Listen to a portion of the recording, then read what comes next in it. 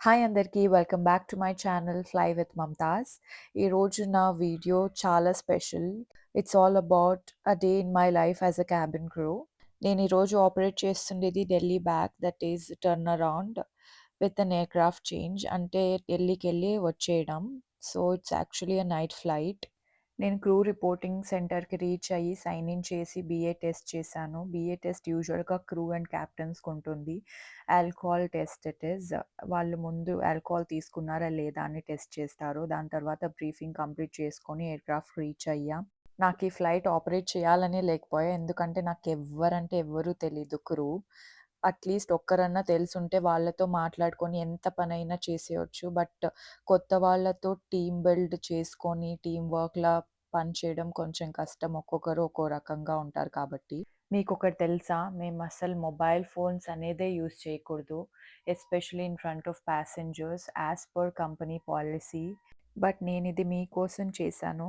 Merger అయ్యాక Air India ఇప్పుడు 3 class configuration అయిపోయింది. Business class, premium economy, economy. నేను ప్రీమియం ఎకానమీలో పనిచేస్తుంటి. ఈ ఫ్లైట్ సార్టెడ్‌గా ఉన్నింది. లోడ్ తక్కువ ఉన్నింది. అండ్ అందరూ నిద్రపోతూ ఉన్నారు. That was a good thing actually. But అందరూ తింటారు, ఎవరు వద్దనరు. ఎందుకంటే వాళ్ళు పే చేసిన డబ్బులకి we need to give service. ఢిల్లీలో ఎయిర్‌క్రాఫ్ట్ చేంజ్ ఉన్నింది. అంటే ఎయిర్‌క్రాఫ్ట్‌ని వదిలేసి మళ్ళీ కంప్లీట్‌గా సెక్యూరిటీ చెక్ అన్నీ చేసుకొని ఎయిర్‌పోర్ట్‌కెళ్ళి, గేట్‌కెళ్ళి మళ్ళీ ఎయిర్‌క్రాఫ్ట్‌కి వెళ్ళడం. యూజువల్‌గా క్రూకి ఎయిర్‌క్రాఫ్ట్ చేంజ్ అంటే అస్సలే నచ్చదు. ఎందుకంటే మేమంత దూరం వెళ్ళే లోపల మేమంతా టైర్డ్ అయిపోయి ఉంటాం. మళ్ళీ పని చేయాలి, మళ్ళీ అన్నీ స్టార్ట్ చేయాలి ఫస్ట్ నుండి అంటే కష్టమవుతుంది. నేను ఢిల్లీ ఎయిర్‌పోర్ట్‌లో ఉన్నప్పుడు న్యూస్ చూసాను. బాంబ్ బ్లాస్ట్ జరిగింది రెడ్ ఫోర్ట్ దగ్గర. It was shocking and disturbing. చాలా భయమేసింది నేనక్కడే ఉన్నా అని. Sometimes being in aviation is really scary. Because మేము ఫ్లైట్‌లో పని చేస్తూ ఉంటాం. ఏం జరుగుతుందో తెలిసుండదు. ల్యాండ్ అయ్యే వరకు తెలీదు. ల్యాండ్ అయ్యాక తెలుస్తుంది. కొంతమంది ఏం జరిగినా యూ పీపుల్ ఆర్ హ్యాపీ అని చెప్తారు. మేము క్రూతో గానీ, ప్యాసింజర్స్‌తో కానీ ఎంత ఫ్రెండ్లీగా ఉన్నా, అది లోపల నుండి రాదో, మన ఫ్యామిలీని మనం ఎప్పుడూ మిస్ చేసుకుంటూనే ఉంటాము.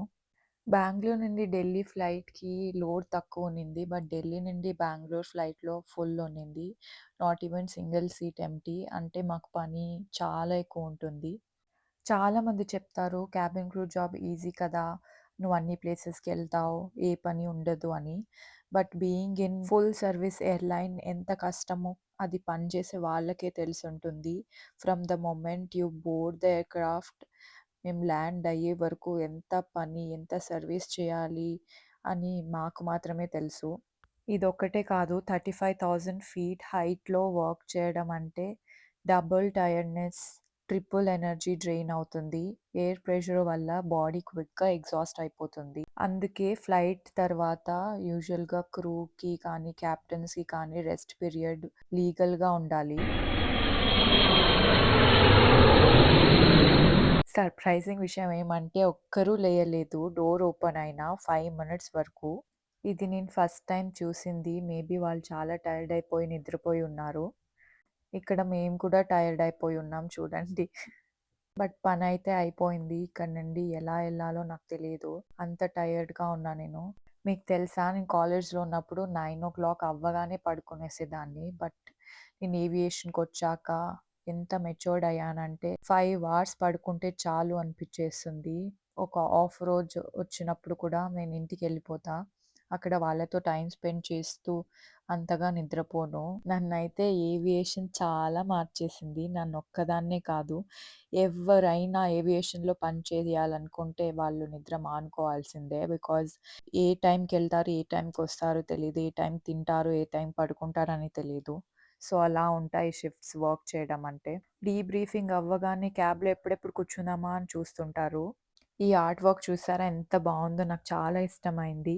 ఇది మా క్రూ రిపోర్టింగ్ ఏరియా. డీబ్రీఫింగ్ అంతా అయిపోయింది. డీబ్రీఫింగ్ అంటే ఫ్లైట్‌లో ఏమేం జరిగింది, ఏమన్నా కంప్లెయింట్స్, ఏమన్నా కాంప్లిమెంట్స్ ఫ్రమ్ ద ప్యాసింజర్స్, ఏదన్నా షార్టేజ్ ఉందా, ఇలాంటివన్నీ కంప్లీట్ చేసుకొని క్యాబ్ బోర్డ్ అయిపోయా. ఇంతవరకు చూసి సపోర్ట్ చేసిన ప్రతి ఒక్కరికి థ్యాంక్ యూ సో మచ్. ఇంకా ఇలాంటి వీడియోస్ చాలా రాబోతున్నాయి. So, please like, share, comment and subscribe. Stay tuned for more updates. Bye.